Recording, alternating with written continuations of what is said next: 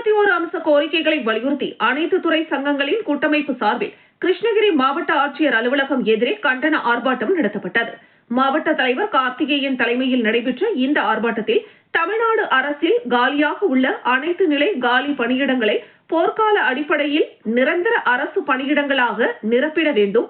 தமிழ்நாடு அரசில் பணிபுரியும் கிராம உதவியாளர், சத்துணவு பணியாளர், அங்கன்வாடி பணியாளர், ஊர்ப்புற நூலகர்கள், MRP செவிலியர் உள்ளிட்ட சிறப்பு காலமுறை ஊதியத்தில் பணியாற்றும் அனைத்து வகையான பணியாளர்களுக்கும் நிரந்தர காலமுறை ஊதியம் வழங்கிட வேண்டும்.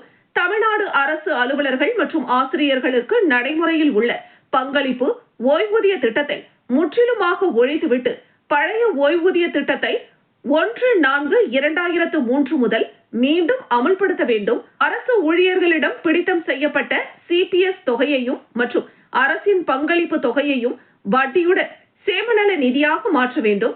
தமிழ்நாடு அரசின் அரசு கழகங்களில் பணிபுரியும் நிரந்தரமற்ற பணியாளர்களின் குறைந்தபட்ச ஊதியம் 21,000 ரூபாய் எனவும் குறைந்தபட்ச ஓய்வூதியம் 10,000 ரூபாய் எனவும் தமிழ்நாடு அரசு நிர்ணயம் செய்திட வேண்டும் என்பன உள்ளிட்ட 21 அம்ச கோரிக்கைகளை வலியுறுத்தி கோஷங்களை எழுப்பினர்.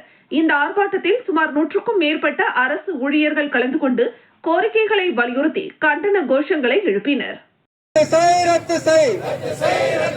பங்களிப்பு ஓய்வூதிய திட்டத்தை ரத்து செய், பழைய பென்ஷன் திட்டத்தை அமல்படுத்திடு,